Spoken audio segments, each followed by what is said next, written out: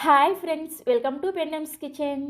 ఈరోజు వీడియోలో నెల్లూరు స్పెషల్ గీ కారం పునుగుల్ని మనం ఇంట్లోనే ఎలా ప్రిపేర్ చేసుకోవాలో చూపించబోతున్నాను. ఎలాంటి మైదా కానీ బియ్యం పిండి కానీ ఎక్స్ట్రా ఏమీ వేసుకోకుండా పునుగుల పిండిని పర్ఫెక్ట్గా ఎలా ప్రిపేర్ చేసుకోవాలి, అదేవిధంగా ఈ పునుగులకు వడ్డించే నల్ల కారాన్ని టిఫిన్ సెంటర్లో ఎలా ప్రిపేర్ చేస్తారు, ఇవన్నీ కూడా సీక్రెట్ రెసిపీస్ మీతో షేర్ చేయబోతున్నాను. వీడియోని ఎక్కడా కూడా స్కిప్ చేయకుండా చివరి వరకు చూసి మీరు కూడా తప్పకుండా ఈ గీ కారం పునుగుల్ని ట్రై చేసి చూడండి. పునుగులు చూసారా, పైన క్రిస్పీగా లోపల సాఫ్ట్గా, చూస్తేనే తినాలనిపిస్తుంది కదా. చాలా చాలా టేస్టీగా ఉంటాయి, తప్పకుండా ట్రై చేయండి. సో ఇక ఏమాత్రం ఆలస్యం చేయకుండా పర్ఫెక్ట్గా నెల్లూరు గీ కారం పునుగుల్ని మనం ఇంట్లోనే ఎలా ప్రిపేర్ చేసుకోవాలో చూసేయండి. ఫస్ట్ మనం పునుగుల పిండిని ప్రిపేర్ చేసుకోవడం కోసం ఇలా ఒక గిన్నెని తీసుకొని ఇందులోకి 1 కప్పు మినపగుళ్ళని వేసుకోండి. మీరు ఇక్కడ వేసుకునే ఇంగ్రీడియంట్స్ని కొలుచుకోవడం కోసం ఒక గిన్నెని కానీ గ్లాసుని కానీ సెట్ చేసుకోండి. అప్పుడే మీకు పునుగుల పిండి పర్ఫెక్ట్గా రెడీ అవుతుంది. నెక్స్ట్ ఇందులోకి అదే కప్పుతోటి 2 కప్పుల రేషన్ బియ్యాన్ని వేసుకోండి. ఈ పునుగులు బాగా క్రిస్పీగా టేస్టీగా టిఫిన్ సెంటర్ స్టైల్లో రావాలి అంటే రేషన్ బియ్యం అయితే మీకు పర్ఫెక్ట్గా వస్తాయి. రేషన్ బియ్యం లేకపోతే దోసల బియ్యాన్ని కూడా వేసుకోవచ్చు. తర్వాత ఇందులోకి అదే కప్పుతోటి ఖచ్చితంగా 1/2 కప్పు వరకు ఇడ్లీ బియ్యాన్ని వేసుకోండి. ఇలా ఇడ్లీ బియ్యం వేసుకోవడం వల్ల మనకి పునుగులు పై లేయర్ అనేది బాగా క్రిస్పీగా మంచి టేస్టీతో వస్తుంది అనమాట. ఇడ్లీ బియ్యం మీకు సూపర్ మార్కెట్లో కానీ ఆన్లైన్లో కానీ ఈజీగా అవైలబుల్గా ఉంటాయి. ఎవరికైనా దొరకని వాళ్ళు ఉంటే నేను ఈ వీడియోకి ప్రొడక్ట్స్ లిస్ట్ కింద ట్యాగ్ చేస్తాను, ఒకసారి అక్కడ చెక్ చేయండి. తర్వాత ఇందులోకి జస్ట్ 1 పావు టీ స్పూన్ అంతా మెంతులను వేసుకోండి. మెంతులను మరీ ఎక్కువగా వేసుకోవద్దు. వీటన్నింటిని కూడా 2-3 సార్లు శుభ్రంగా కడిగేసి ఆ నీళ్ళన్నీ కూడా తీసేసి మళ్ళీ తిరిగి నీళ్ళని పోసేసుకొని వీటిని ఖచ్చితంగా ఒక 5 గంటల సేపు నానపెట్టుకోండి. అంతకన్నా ఎక్కువసేపు నానపెట్టకూడదు. సో ఒక 5 గంటల సేపు నానపెట్టిన తర్వాత మీకు చూపిస్తున్నాను చూసారా, బియ్యం పప్పులు చక్కగా నానిపోయాయి కదా. ఇప్పుడు ఇందులో ఉన్న ఎక్స్ట్రా నీళ్ళన్నీ కూడా తీసేసి వీటిని మీకు ఖచ్చితంగా టిఫిన్ సెంటర్ స్టైల్లోనే రావాలి అంటే గ్రైండర్లో గ్రైండ్ చేసుకోండి. గ్రైండర్ అవైలబుల్గా లేని వాళ్ళు మిక్సీ జార్లో కూడా గ్రైండ్ చేసుకోవచ్చు. నేనైతే ఈరోజు పక్కా టిఫిన్ సెంటర్ స్టైల్లో చూపిస్తున్నాను కాబట్టి గ్రైండర్లో గ్రైండ్ చేసుకుంటున్నాను. గ్రైండర్ అవైలబుల్గా లేని వాళ్ళు ఖచ్చితంగా మిక్సీ జార్లో గ్రైండ్ చేసుకోవచ్చు. మిక్సీ జార్లో గ్రైండ్ చేస్తే మీకు పిండి కొంచెం పలచగా వస్తుంది. అలాంటప్పుడు ఏం చేయాలో నేను పునుగులు వేపేటప్పుడు మీకు చెప్తాను. సో ఈ పప్పుల్ని గ్రైండర్లో వేసుకొని మధ్య మధ్యలో కొద్దిగా నీళ్ళని వేసుకుంటూ ఈ పిండిని కొంచెం గట్టిగానే గ్రైండ్ చేసుకోవాలి. పిండి పలచనైపోయిందంటే మీరు ఎక్స్ట్రాగా బియ్య పిండి కానీ మైదా పిండి కానీ వేసుకోవాల్సి వస్తుంది, లేకపోతే పునుగులు పర్ఫెక్ట్ షేప్లో రావన్నమాట. అందుకని జస్ట్ కొంచెం నీళ్ళని వేసుకుంటూ పిండిని చూసారా ఈ విధంగా కొంచెం బరకగా, అలాగే ఈ విధంగా కొంచెం గట్టిగా ఉండేటట్లుగా గ్రైండ్ చేసుకోండి. ఇలా కొంచెం బరకగా గ్రైండ్ చేసుకుంటే పునుగులు క్రిస్పీగా వస్తాయి. సో ఇలా గ్రైండ్ చేసుకున్న పిండిని ఒక గిన్నెలోకి తీసుకోండి. పిండి కన్సిస్టెన్సీ చూడండి, ఈ విధంగా ఉండాలన్నమాట. ఇప్పుడు ఈ పిండి మీద మూత పెట్టేసి రూమ్ టెంపరేచర్లోనే ఖచ్చితంగా ఒక 10 గంటల సేపు అయినా సరే పిండిని పులియబెట్టుకోండి. ఈ పునుగుల పిండి ఎంత బాగా పులిస్తే పునుగులు అంత టేస్టీగా ఉంటాయి. సో ఖచ్చితంగా ఒక 10 గంటల సేపు అయినా సరే పిండిని పులియబెట్టుకోవడానికి ట్రై చేయండి. సో ఈ పిండి పులిసేలోపు మీకు నేను టిఫిన్ సెంటర్ వాళ్ళు ప్రిపేర్ చేస్తే నల్ల కారాన్ని ఎలా ప్రిపేర్ చేసుకోవాలో చూపిస్తాను. ఈ నల్ల కారాన్ని ప్రిపేర్ చేసుకోవడం కోసం ఖచ్చితంగా మీ దగ్గర ఉంటే ఇలా క్యాస్ట్ ఐరన్ కడాయిని కానీ లేదంటే ప్యూర్ ఐరన్ కడాయిని కానీ పెట్టుకోండి. ఐరన్ కడాయిలో ప్రిపేర్ చేసుకుంటేనే నల్ల కారం అనేది మంచి టేస్టీగా వస్తుందన్నమాట. ఐరన్ కడాయి అవైలబుల్గా లేని వాళ్ళు స్టీల్ కడాయిలో కూడా చేసుకోవచ్చు. దీంట్లోకి 1 టీ స్పూన్ దాకా నూనెను వేసుకొని వేడి చేసుకోండి. నూనె వేడైన తర్వాత ఒక 25 నుంచి 30 వరకు మంచి కారం గల ఎండుమిర్చిని తీసుకొని ఇలా 2-3 ముక్కలుగా తుంచుకొని వేసుకోండి. ఎండుమిర్చిని డైరెక్ట్గా వేసేసారంటే ఎండుమిర్చి లోపల ఉండే గింజలు వేగవన్నమాట. అలాంటప్పుడు కారం అనేది అంత టేస్టీగా ఉండదు. ఇలా 2-3 ముక్కలుగా తుంచుకొని వేసుకున్నారంటే ఎండుమిర్చి లోపల ఉండే గింజలు కూడా చక్కగా వేగి మనకి నల్ల కారం మంచి టేస్టీతో వస్తుంది అనమాట. ఈ ఎండుమిర్చిని ఖచ్చితంగా లో ఫ్లేమ్లోనే కొంచెం లైట్గా రంగు మారేంత వరకు వేయించుకోండి. సో ఒక 2-3 నిమిషాలకు చూసారా, ఎండుమిర్చి మనకి ఇలా కొద్దిగా నల్ల రంగులోకి మారుతూ ఉంటాయి అన్నమాట. ఇలా కొంచెం నల్ల రంగులోకి వచ్చేంత వరకు వేయించుకొని, దీని పేరే నల్లకారం కాబట్టి ఎండుమిర్చిని కొంచెం ఇలా నల్లగా వచ్చేంత వరకే వేయించుకోవాలి. అలాగని ఎండుమిర్చిని మార్చేసారనుకోండి టేస్ట్ అంతా కూడా చేంజ్ అయిపోతుంది. జస్ట్ ఇలా కొంచెం లైట్గా నల్లబడడం స్టార్ట్ అయినప్పుడు వీటిని ఒక ప్లేట్లోకి తీసుకొని పూర్తిగా చల్లారనివ్వండి. నెక్స్ట్ ఇప్పుడు ఇదే కడాయిలోకి 2 టీ స్పూన్ల దాకా నూనె వేసుకొని నూనె వేడైన తర్వాత అర టీ స్పూన్ దాకా మెంతులను వేసుకొని జస్ట్ ఒక 30 సెకండ్ల పాటు వేయించుకోండి. మరి ఎక్కువగా వేయించొద్దు. సో ఒక 30 సెకండ్ల తర్వాత అరకప్పు వరకు మినుములను వేసుకోండి. ఇలా పొట్టు ఉన్న మినుములను వేసుకున్నారంటే హెల్త్కి చాలా మంచిది. అంతేకాకుండా చాలా టేస్టీగా కూడా ఉంటుంది నల్లకారం అనేది. ఒకవేళ మీ దగ్గర ఇలా మినుములు అవైలబుల్గా లేకపోతే పొట్టు ఉన్న మినపప్పు అయినా సరే వేసుకోవచ్చు, లేదంటే తెల్ల మినపగుళ్ళు అయినా సరే వేసుకోవచ్చు. బట్ ఇలా మినపగుళ్ళని వేసుకోవడానికే ట్రై చేయండి. నల్లకారం టేస్ట్ అనేది చాలా పర్ఫెక్ట్గా వస్తుంది.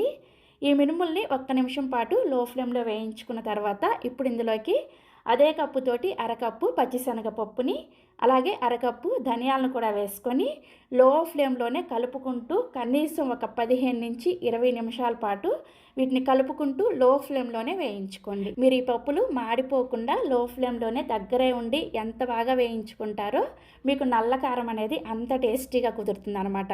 అందుకని ఓపికగా కొంచెం దగ్గరే ఉండి వీటిని బాగా వేయించుకోండి. సో ఒక 15 నిమిషాల తర్వాత పప్పులు ఇలా కొంచెం లైట్గా రంగు మారుతూ ఉంటాయి. ఇప్పుడు ఇందులోకి 1 టేబుల్ స్పూన్ దాకా జీలకర్రను కూడా వేసేసి ఇప్పుడు వీటన్నింటిని కూడా కలుపుకుంటూ ఈ పప్పులు ఇంకొంచెం లైట్గా రంగు మారేంత వరకు వేయించుకోవాలి.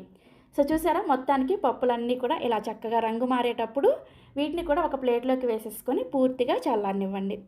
నెక్స్ట్ ఇప్పుడు ఇదే కడాయిలోకి ఒక అరకప్పు వరకు శుభ్రంగా కడిగి తడేమీ లేకుండా ఆరబెట్టిన కరివేపాకుని వేసుకోవాలి. కరివేపాకు వేసుకునేటప్పుడు నూనె అస్సలు వేసుకోవద్దు. ఈ కరివేపాకుని ఈ విధంగా నూనె లేకుండానే వేయించుకోవాలన్నమాట. నూనె ఎక్కువగా వేసేసి వీటన్నింటిని కానీ వేయించుకున్నారంటే మీకు నల్లకారం ముద్దగా వచ్చేసింది అనమాట. నూనె ఎక్కువగా వేసుకుంటే కొంచెం లైట్గా స్మెల్ వచ్చి టేస్ట్ కూడా అంత బాగోదు. అందుకని కరివేపాకుని ఇలా కొంచెం డ్రైగా ఒక 50% వేగిన తర్వాత ఇప్పుడు ఇందులోకి ఒక పెద్ద నిమ్మకాయ సైజ్ అంతా చింతపండుని ఈ విధంగా విడివిడిగా చేసుకొని వేసుకోండి. చింతపండుని ముద్దలాగా వేసేయకుండా ఇలా విడివిడిగా చేసి వేసారంటే చక్కగా వేగుతుంది అనమాట. సో ఈ కరివేపాకుని అలాగే చింతపండుని కలుపుకుంటూ ఖచ్చితంగా కరివేపాకు అనేది బాగా క్రిస్పీగా అయ్యేంత వరకు లో ఫ్లేమ్లోనే వేయించుకోండి.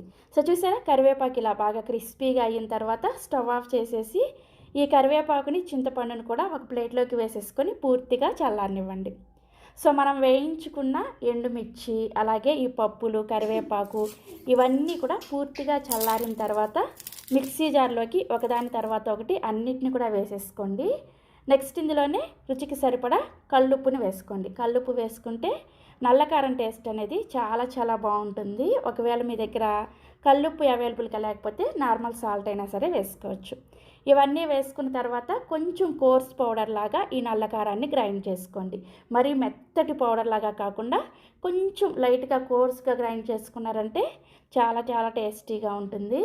సో ఇలా గ్రైండ్ చేసుకున్న తర్వాత ఇందులోకి ఒక 30 నుంచి 35 వరకు వెల్లుల్లి రెబ్బల్ని పొట్టుతో సహా వేసేసుకొని పల్స్ మోడ్లో కొంచెం కచ్చపచ్చగా, అంటే వెల్లుల్లి బాగా మెత్తగా గ్రైండ్ అయిపోకుండా అక్కడక్కడ కొంచెం కనిపించే విధంగా గ్రైండ్ చేసుకోవాలి. చూసారా, ఈ విధంగా గ్రైండ్ చేసేసుకొని ఇలా గ్రైండ్ చేసుకున్న తర్వాత ఈ కారం మంచి రంగులో ఎక్కువ రోజులు నిలవ ఉండాలి అంటే ప్యాన్లోకి 1 టీ స్పూన్ దాకా నెయ్యిని వేసుకొని వేడి చేసుకోండి. నెయ్యి వేడైన తర్వాత మనం గ్రైండ్ చేసుకున్న ఈ నల్లకారాన్ని వేసేసి ఖచ్చితంగా లో ఫ్లేమ్లోనే ఒక 3-4 నిమిషాల పాటు కలుపుకుంటూ ఈ నల్లకారాన్ని వేయించుకోండి. ఇలా వేయించుకుంటూ ఉంటే నల్లకారం అనేది బాగా మంచి రంగులో వస్తుంది. అదేవిధంగా మంచి అరోమా ఎక్కువ రోజులు కూడా నిలువ ఉంటుందన్నమాట. ఈ విధంగా ఒక 2-3 నిమిషాల పాటు లో ఫ్లేమ్లోనే ఈ నల్లకారాన్ని వేయించేసుకొని స్టవ్ ఆఫ్ చేసేసి ఈ నల్లకారం పూర్తిగా చల్లారిన తర్వాత ఏదైనా ఒక ఎయిర్ టైట్ కంటైనర్లో పెట్టుకొని స్టోర్ చేసుకున్నారంటే బయట అయితే 3 నెలల పాటు, ఫ్రిడ్జ్లో అయితే 6 నెలల పాటు స్టోర్ చేసుకోవచ్చు. సో చూసారా, టిఫిన్ సెంటర్ వాళ్ళు ప్రిపేర్ చేసే నల్లకారాన్ని ఎలా ప్రిపేర్ చేసుకోవచ్చో తప్పకుండా ట్రై చేయండి. ఈ నల్లకారం పునుగుల్లోకే కాకుండా ఇడ్లీలోకైనా దోశలోకైనా చాలా టేస్టీగా ఉంటుంది. సో మనకి నల్లకారం రెడీ అయిపోయింది కదా. 10 గంటల తర్వాత పులియబెట్టిన పిండిని మీకు చూపిస్తున్నాను చూడండి. చక్కగా పులిసింది కదా. ఇలా పులిస్తేనే మనకి పునుగులు మంచి టేస్టీగా కుదురుతాయి. ఇలా పొంగిన పిండిని ఒకసారి కలుపుకొని ఇందులోకి మీ రుచికి సరిపడా ఉప్పుని వేసుకోండి. అలాగే 1 టీ స్పూన్ దాకా జీలకర్ర, జస్ట్ ఒక్క చిటికెడంతా వంట సోడాని వేసుకోండి. వంట సోడాని మరీ ఎక్కువగా వేసుకోవద్దు. అస్సలు వేసుకోకపోయినా నో ప్రాబ్లం, కానీ ఎక్కువగా వేసేసుకున్నారంటే ఆల్రెడీ మనం పిండిని పులియ పెట్టుకున్నాం కాబట్టి ఈ పునుగులు నూనె ఎక్కువగా పీల్చేస్తాయి అన్నమాట. అందుకని జస్ట్ ఒక్క చిటికెడు మాత్రమే వంట సోడాని వేసుకొని ఈ జీలకర్ర, ఉప్పు, వంట సోడా అన్నీ కూడా పిండిలో కలిసేటట్లుగా బాగా కలుపుకోండి. గరిటతో కన్నా కానీ చేతితో కలుపుకున్నారంటే పిండి చక్కగా కలుస్తుంది అనమాట. వంట సోడా కనుక పిండిలో సరిగా కలవలేదు అంటే పునుగులు నూనెలో వేసినప్పుడు పేలే ఛాన్స్ ఉంటుంది. అందుకని పిండిని బాగా కలుపుకోండి. సో కలుపుకున్న తర్వాత మనకి పిండి కన్సిస్టెన్సీ చూసారా ఈ విధంగా ఉండాలి. మీరు గమనించారా, ఇందులో మనం ఎక్స్ట్రా మైదా కానీ బియ్య పిండి కానీ ఏమీ వేసుకోలేదు. పిండిని గ్రైండ్ చేసుకునేటప్పుడే కొంచెం గట్టిగా గ్రైండ్ చేసుకుని ఈ విధంగా ప్రిపేర్ చేస్తారనమాట టిఫిన్ సెంటర్ వాళ్ళు. సో మనకి పునుగులు వేసుకోవడం కోసం పునుగుల పిండి రెడీ అయిపోయింది. ఇప్పుడు పునుగులను వేయించుకోవడం కోసం స్టవ్ మీద కడాయిలోకి డీప్ ఫ్రైకి సరిపడా నూనెను పోసుకొని వేడి చేసుకోండి. మీరు ఇక్కడ ఒకటి గుర్తుపెట్టుకోండి, ఎప్పుడైనా సరే పునుగులు వేసుకోవాలంటే నూనె బాగా వేడిగా ఉండాలన్నమాట. అప్పుడే మీకు పునుగు నూనెలో వేసిన వెంటనే పైకి ఇలా తేలుతుందన్నమాట. ఈ విధంగా నూనెను బాగా వేడి చేసుకొని మనం ప్రిపేర్ చేసిన పిండితో ఇలా పునుగుల్ని కడాయికి సరిపడా వేసుకోండి. మరీ ఎక్కువ ఫుల్గా వేసుకోకుండా సగం వరకు మాత్రమే ఈ కడాయిలోకి పునుగుల్ని ఇలా వేసుకొని వీటిని మీడియం ఫ్లేమ్లో ఈ విధంగా రౌండ్గా తిప్పుకుంటూ ఒక 50% వేగేంత వరకు వేయించుకోండి. సో పునుగులు చూసారా, ఇలా ఒక 50% వేగిన తర్వాత వీటిని ఒక ప్లేట్లోకి తీసేసుకొని మళ్ళీ నెక్స్ట్ వాయి పునుగులను వేసుకొని వీటిని కూడా ఒక 50% వేయించుకోండి. సో ఈ పునుగులు కూడా ఇలా 50% వేగిన తర్వాత మనం ముందుగా 50% వేయించుకున్న పునుగులు ఉన్నాయి కదా, ఆ పునుగులు కూడా ఇందులో వేసేసి రెండింటిని కలిపి ఇప్పుడు మీడియం ఫ్లేమ్లోనే మంచి రంగు వచ్చేంత వరకు వేయించుకోండి. ఇలా 2 సార్లుగా ఈ పునుగులను వేయించుకోవడం వల్ల పునుగులు ఎక్కువసేపు క్రిస్పీగా ఉంటాయి అన్నమాట. టిఫిన్ సెంటర్స్లో ఇదే విధంగా చేస్తూ ఉంటారు. సో ఒక 2 నిమిషాలకి పునుగులు చూసారా ఇలా చక్కగా ఎర్రగా వేగుతాయి. ఇలా వేగిన ఈ పునుగులను ఒక ప్లేట్లోకి తీసేసుకొని ఇదే విధంగా మిగిలిన పిండితో కూడా పునుగులను వేసేసుకోండి. మీకు ఒకవేళ పునుగులన్నీ వేసుకున్న తర్వాత పిండి మిగిలితే ఫ్రిడ్జ్లో పెట్టుకొని నెక్స్ట్ డే కూడా చక్కగా మీరు ఈ పిండితో పునుగులు వేసేసుకోవచ్చు. ఎందుకంటే మన పునుగుల పిండిలో ఉల్లిపాయ పచ్చిమిర్చి ఇవేమీ వేసుకోలేదు కాబట్టి నెక్స్ట్ డేకైనా సరే ఈ పిండిని చక్కగా యూస్ చేసుకోవచ్చు. ఇందాక నేను గ్రైండర్లో కాకుండా మిక్సీ జార్లో పిండిని గ్రైండ్ చేసుకునే వాళ్ళు ఏం చేయాలో చెప్తానని చెప్పాను కదా. గ్రైండర్లా కాకుండా మిక్సీ జార్లో పిండి గ్రైండ్ చేసుకుంటే మీకు ఈ పిండిలాగా గట్టిగా రాదనమాట, కొంచెం పల్చగా వస్తుంది. అలాంటి వాళ్ళు ఒక 2-3 టేబుల్ స్పూన్ల దాకా బియ్య పిండిని వేసుకొని పిండిని కలుపుకోండి. లేదంటే మైదా పిండిని కానీ గోధుమ పిండిని కానీ ఏదైనా సరే ఒక పిండిని వేసుకొని పిండి కన్సిస్టెన్సీని అడ్జస్ట్ చేసుకొని పునుగులు వేసుకోవచ్చు. చాలా వరకు దాదాపుగా పిండిని గ్రైండ్ చేసుకునేటప్పుడు గట్టిగా గ్రైండ్ చేసుకోవడానికే ట్రై చేయండి, అప్పుడే మీకు ఒరిజినల్ రెసిపీ వస్తుంది అనమాట. సో పునుగులన్నీ కూడా ఇలా చక్కగా వేసేసుకొని ఈ పునుగుల్ని ఈ విధంగా ఒక గిన్నెలోకి తీసుకొని దీని మీద మనం ప్రిపేర్ చేసిన నల్లకారాన్ని అలాగే 1 టీ స్పూన్ దాకా నెయ్యిని వేసేసుకొని ఈ విధంగా ఈ నల్లకారాన్ని పునుగులంతా కూడా చక్కగా పట్టించేసి ఈ పునుగుల్ని సర్వింగ్ ప్లేట్లోకి తీసేసుకొని పల్లీ చట్నీతో అదేవిధంగా టిఫిన్ సెంటర్ టమోటా చట్నీతో సర్వ్ చేసుకోండి.